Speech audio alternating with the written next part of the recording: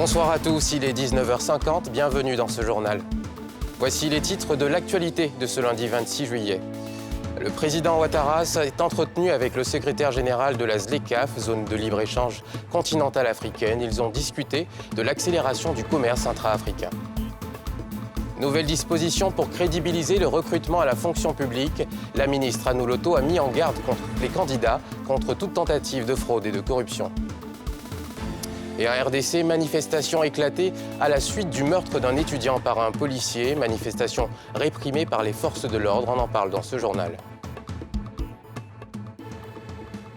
Donner un coup d'accélérateur au commerce intra-africain afin de tirer profit de l'énorme marché que constitue l'Afrique. C'est l'objet des échanges qui se sont tenus ce lundi entre le président de la République Alassane Ouattara et Wankele Mene, secrétaire général de la ZLECAf, zone de libre-échange continentale africaine. Reportage de Pierre Dipomela et Tanguy Conin.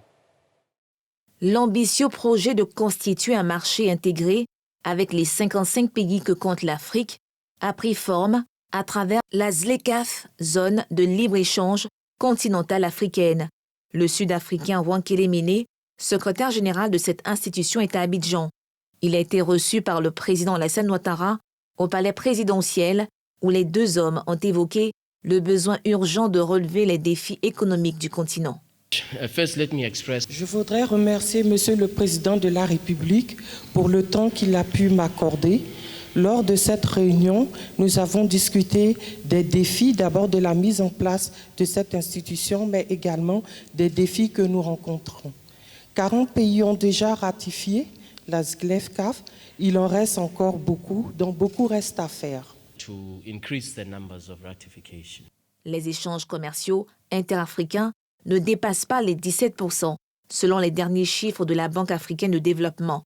Par contre, dans la zone euro, ils sont de l'ordre de 70% et les échanges inter-Asie sont, eux, de 50%. Conséquence, au niveau mondial, l'Afrique pèse à peine 2,4% des échanges commerciaux, selon les chiffres de l'ONU publiés en 2017. La ministre de la fonction publique et de la modernisation de l'administration poursuit les innovations pour crédibiliser le recrutement des fonctionnaires. Ce lundi, à l'ENA, Annou Désiré Ouloto a procédé à la mise en place d'un collège de superviseurs. Elle a aussi mis en garde les candidats contre toute tentative de fraude et de corruption. Le collège de supervision des concours administratifs 2021, désormais opérationnel, réuni à l'École nationale d'administration d'Abidjan-Cocody, les membres de cet organe, destiné à crédibiliser le processus de recrutement à la fonction publique, reçoivent leurs charges. Avant la mission, l'auteur de la mesure situe les enjeux et met en garde contre les listes dites parrainées. J'invite tous les candidats à bien réfléchir et à réfléchir par deux fois. Toute liste que j'intercepterai sera le motif d'exclusion de la liste des candidats de ces personnes qui seront sur ces listes-là. Parce que je ne saurais en aucune façon recruter à la fonction publique des personnes qui sont candidates à la corruption et qui sont susceptibles de ternir l'image de notre administration. La ministre relève par ailleurs qu'elle place les concours 2021 sous le sceau de la transparence pour plus de performance de l'administration publique. Le collège comprend 33 membres, dont 10 préfets des localités retenues pour abriter des centres de composition. Il s'engage à assainir les étapes du recrutement et crédibiliser les résultats. La session 2021 des concours administratifs sera des plus transparente et crédible. Nous saurons faire en sorte que les concours se déroulent de la meilleure façon qu'il soit. Bien avant, le directeur général de la fonction publique déclinait le mode opératoire des concours administratifs 2021. Le processus comprend 13 étapes qui vont de la phase préparatoire des inscriptions aux résultats en passant par le déroulement des épreuves. Au titre des cours de préparation, les modules ne sont plus enseignés en présentiel. Ils sont désormais en ligne et l'accès est gratuit. Ceux pour garantir une égalité de chance à tous les inscrits. Même s'il existe très peu de données sur la durée de vie des petites et moyennes entreprises créées en Côte d'Ivoire, leur nombre a connu un bond significatif dans le pays qui continue de gagner des places dans les notations du climat des affaires. L'État de Côte d'Ivoire, depuis ces dernières années, a mis au cœur de sa politique gouvernementale l'entrepreneuriat comme réponse au chômage des jeunes, une impulsion vers l'auto-emploi suivie par bon nombre d'entre eux. Dans ce reportage, regard sur des jeunes motivés qui doivent pourtant faire face à plusieurs difficultés dont l'absence de financement. C'est un sujet de Nadia Eja et d'Éric Kimo. Pour mieux positionner la société. Ces jeunes étudiants en lycée, fascicules et bancs pour se retrouver dans ce village, situé à 65 km de la ville d'Abidjan. Une réunion régulière qu'ils tiennent les week-ends. Au cours de cette rencontre, ils peaufinent leurs idées entrepreneuriales. L'ordre du jour se décline en 4 points. Au point 1, nous avons les informations. Depuis 2016, ce groupe d'amis a à cœur de monter une entreprise. Grâce à leur volonté et leurs abnégations, ces 9 jeunes ont pu réunir des ressources financières afin de mettre sur pied une ferme de poulets hybride, axe 1 de leurs nombreuses ambitions. En 2018, on a commencé les cotisations et la phase d'exécution a commencé en 2019. Donc nous avons commencé le bâtiment, 2 hangars, pour faire une production de 1000 têtes. Malheureusement, par manque de financement, on a réduit à 400 têtes. Pour eux, la clé de la réussite, c'est l'auto-emploi. Actuellement, nous avons investi 2 500 000 dans la construction et avec les 400 poussins. Nous avons d'abord entamé nos investissements au niveau de la bourse parce que nous avons une grande vision, c'est de pouvoir être un leader. Donc nous avons mobilisé des épargnes, le temps que ces épargnes se fructifient et que nous allons utiliser pour construire des instituts de formation, accroître la capacité de se positionner comme leader sur le marché ivoirien en termes d'élevage. Une réflexion partagée par cet autre entrepreneur installé dans la région de Bouaké, ville en pleine renaissance économique. Depuis 2 ans, c'est dans cette entreprise spécialisée dans le câblage et l'électrification qu'il s'est investi en créant au-delà de la richesse de l'emploi pour d'autres jeunes. Nous avons 15 personnes qui travaillent avec nous. Il y a 10 qui sont embauchés. Il y a 5 qui travaillent comme des contractuels. Les résidents à Bouaké, c'est la ville-mère. Il faut donc commencer à investir ici. Et si les années à venir, je constate que les choses commencent à aller, alors je progresse, je vais à Yamoussoukro, je vais dans les autres villes. Le seul bémol, pour tous ces entrepreneurs qui ne manquent pas d'ambition, c'est l'absence de financement et d'accompagnement de l'État. Nous sollicitons un financement de 10 millions parce que notre objectif, c'est d'arriver à produire 10 000 sujets. On a de l'espace, mais par manque de moyens, actuellement, nous sommes à 400 poulets. L'État, avec un accompagnement financier, et pourquoi pas aussi un accompagnement matériel, ça va nous permettre de pouvoir être encore plus opérationnel sur le terrain. Les formations, il ne faut pas aussi ôter les formations. La promotion de l'entrepreneuriat est un axe majeur de la politique du gouvernement pour faire face à l'insertion professionnelle des jeunes. Le ministre des Transports, Amadou Koné, était ce lundi à la Direction générale des transports terrestres à Abidjan-Plateau, centre névralgique pour l'obtention du permis de conduire. Le ministre s'est imprégné du dispositif en place géré depuis quelques mois par des gendarmes qui ont remplacé les inspecteurs civils, révoqués à la suite de graves accidents et manquements observés sur nos routes. Salifia Lekwe et Eric Kimo. Face à la recrudescence des cas d'accidents observés sur les routes ivoiriennes, l'État de Côte d'Ivoire, à travers le ministère des Transports, avait suspendu les inspecteurs en charge de l'évaluation des candidats au permis de conduire. Ils ont été remplacés par des gendarmes en mai dernier. Pour s'imprégner du nouveau dispositif, le ministre des Transports, Amadou Koné, s'est rendu à la Tour C au Plateau. Moment d'échange avec les nouveaux inspecteurs, mais aussi avec les candidats. Une visite de travail avec les acteurs du permis de conduire. Au terme de la séance, le ministre annonce de profondes réformes les prochaines semaines. Nous avons enfin adopté, comme vous le savez, il y a 2 semaines, donc une stratégie quinquennale de sécurité routière au niveau du gouvernement. Cette stratégie porte également sur le permis de conduire, la réforme du permis de conduire que nous entendons achever. Nous allons bientôt remettre de l'équipement aux auto-écoles pour les aider à former sur donc les nouveaux outils que nous mettons donc, en place. Et puis nous continuerons donc la sensibilisation, la répression pour que donc, cet objectif de réduire donc, les accidents de la circulation tel que demandé par les Nations Unies, que cet objectif soit atteint. En 2021, ce sont à peu près 12 000 accidents qui ont eu lieu avec plus de 1400 décès sur les routes et de nombreux blessés occasionnant des pertes importantes pour les entreprises de transport et l'économie nationale.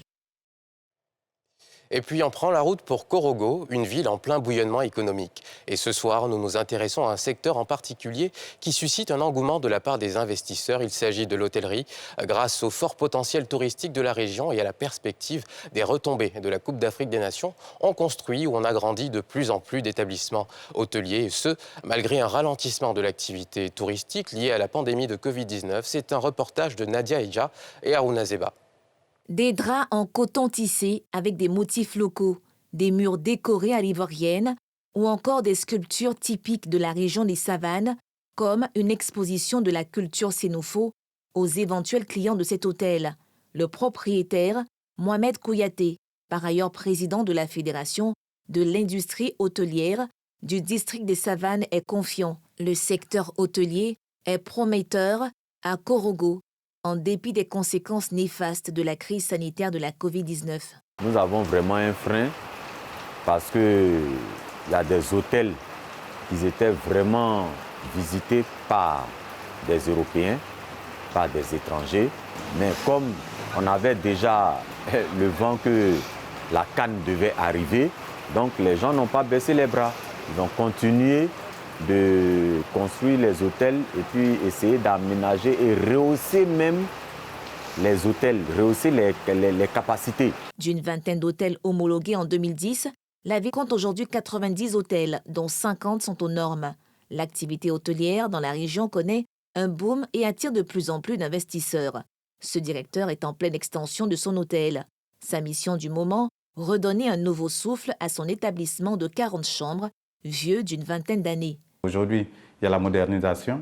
Alors, l'hôtel que nous sommes en train de construire disposera aussi de 60 chambres, donc 48. Alors, il y a même un ascenseur, tout est prévu.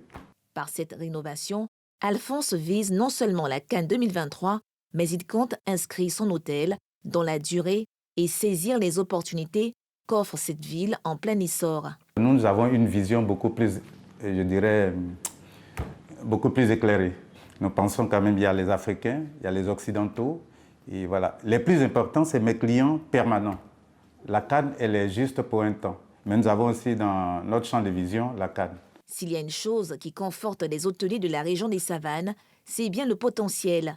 La ville est la deuxième zone touristique du pays. Mais pour maximiser cet atout, il faut bien plus.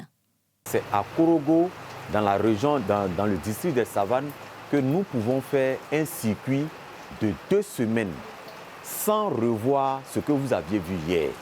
Nous avons cette capacité, nous avons cette possibilité avec nos sites. Il y a des maillons qu'il faut revoir.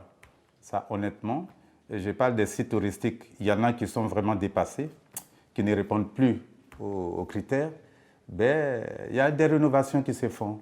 Il faut aujourd'hui beaucoup plus de qualification, beaucoup plus de professionnalisation pour mettre vraiment en exergue l'hôtellerie à Korogo. Des efforts qui, conjugués avec les nombreuses initiatives du gouvernement, notamment le projet futuriste Sublime Côte d'Ivoire, pourront positionner la Côte d'Ivoire et en particulier la région des Savanes comme une destination touristique de référence.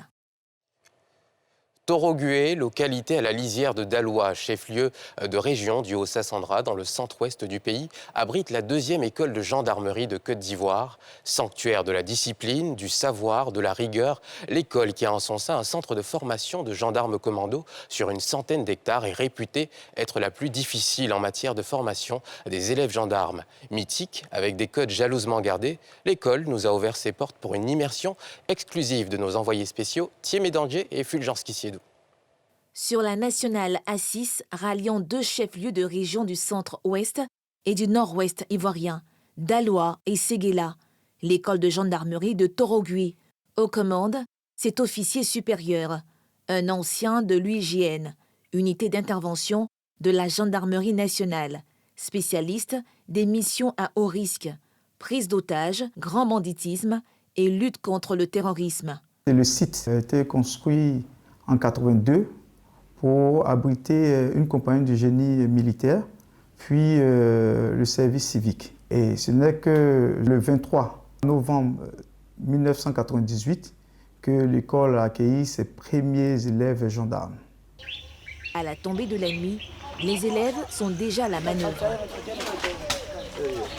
Repartis en cellule, ces élèves sous-officiers participent à l'exercice de mise en forme du jour.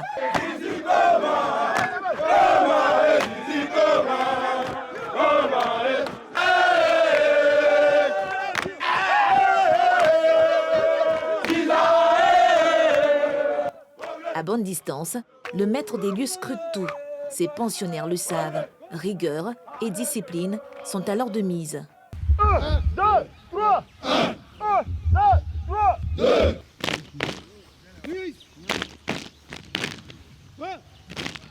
Retranchés sur une ère de jeu, ces recrues sont, eux, en plein cours d'arts martiaux. La pratique des arts martiaux permet aux gendarmes d'avoir la confiance en soi, de pouvoir se maîtriser, d'être loyal, d'avoir l'abnégation au travail. Ce sont les vertus que le gendarme doit incarner pour avoir une bonne image au niveau de la population, car nous sommes au service de la population. Cap maintenant sur la place d'Armes, le serment de servir le drapeau avec honneur et loyauté jusqu'au sacrifice suprême y est formulé, à l'unisson. Pour la patrie, pour la loi, l'école de gendarmerie Torogui, temple de la discipline, du savoir et de la rigueur. Torogui, c'est également le savoir et le savoir-faire. Ces élèves de deuxième année, sous le commandement du major de promotion, se préparent pour les cours théoriques du jour. Repos, garde à vous. Et là, ce officier de deuxième année, c'est pas les bases. Hey. Hey. Hey.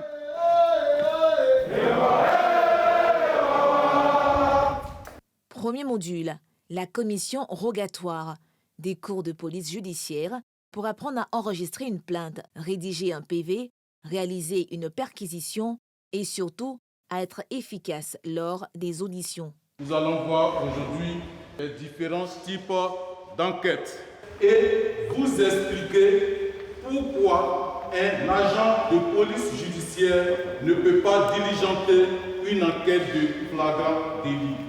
En plus de la centaine d'heures de cours de police judiciaire, les élèves sont initiés au code de la sécurité routière. Là encore, les formateurs dispensent les bases pour éviter toute improvisation sur le théâtre d'un accident. Torogui allie la théorie à la pratique, une routine pour ces élèves gendarmes depuis leur entrée dans la mythique école d'élite. Nous avons balisé le lieu de l'accident pour empêcher tout autre véhicule d'avoir accès à ce lieu-là. Voilà. Jusqu'à la fin du constat. Après l'intellect, l'effort physique, théâtre des opérations, le parcours d'obstacles. Pour réussir, les élèves sous-officiers vont devoir se surpasser pour franchir 20 obstacles en forme de I, alternant le passage utilitaire et celui de compétition.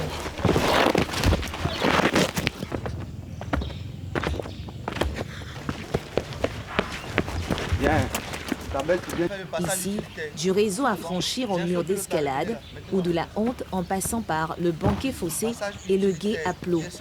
Chaque obstacle requiert une technique que cet ancien de l'école major de ce module pédagogique dispense au quotidien.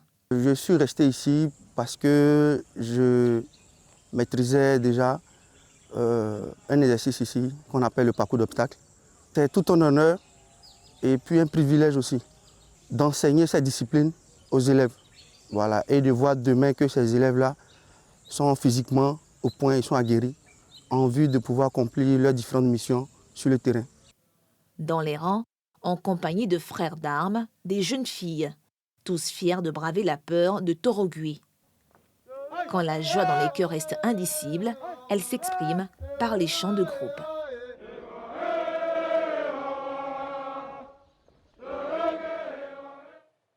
La Côte d'Ivoire a remporté aujourd'hui sa première médaille dans ces Jeux Olympiques de Tokyo et c'est grâce à Ruth Bagby dans la discipline du taekwondo qui arrache le bronze. Par contre, le plus gros espoir de médaille, celui qui avait décroché l'or aux dernières Olympiades, dans cette même discipline a été éliminé. Cheikh Salah Cissé est tombé de son trône. Il s'arrête au stade des huitièmes de finale. Du bronze pour la Côte d'Ivoire aux Jeux Olympiques de Tokyo. Ruth Bagby, comme la précédente édition, a décroché ce lundi la médaille de bronze aux Jeux Olympiques de Tokyo, permettant ainsi à la Côte d'Ivoire de décrocher sa première médaille de cette édition. Déjà médaillée en 2016 aux Jeux de Rio avec le bronze, elle a battu la Brésilienne Milena Titonelli dans la finale pour le bronze. Toujours en taekwondo, le médaillé d'or olympique Cheikh Salah Cissé a été, lui, éliminé dès son premier combat face au Marocain Achraf Maboudi dans la catégorie des moins de 80 kilos. En natation, l'Ivoirienne Talita Marie Teflan n'a pu se maintenir dans la compétition. Elle a été éliminée dimanche à l'issue des séries de l'épreuve du 400 mètres nage libre. Autre échec pour les athlètes ivoiriens, Ndré Franck est arrivé à la 5e place à l'issue de l'épreuve individuelle de l'aviron disputée vendredi dernier au canal de la Forêt de la Mer au Japon est sortie bredouille de ses 32e Jeux. Enfin, la judokate Zoleya Abzeta Dabonné est tombée à son tour dès les 16e de finale. Ouverte officiellement le vendredi 23 juillet dernier, ces Jeux prennent fin le dimanche 8 août.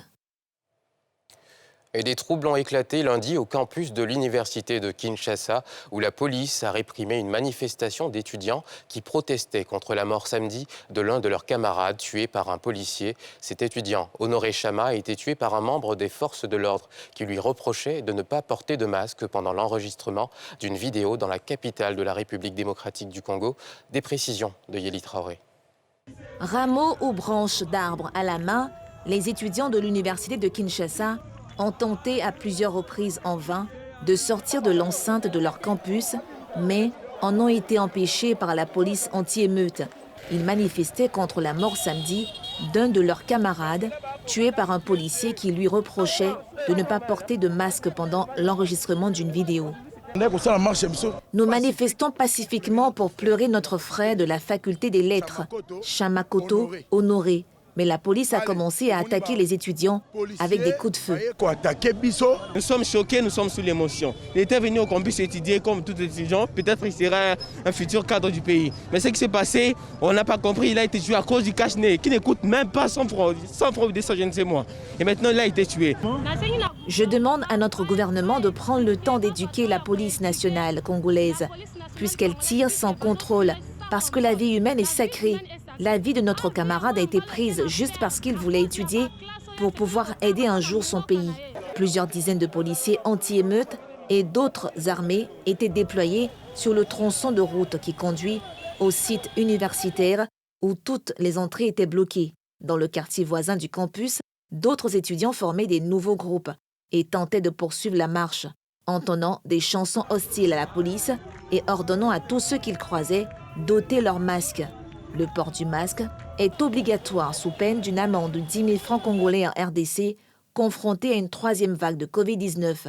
Mais les policiers sont régulièrement accusés de tracasserie.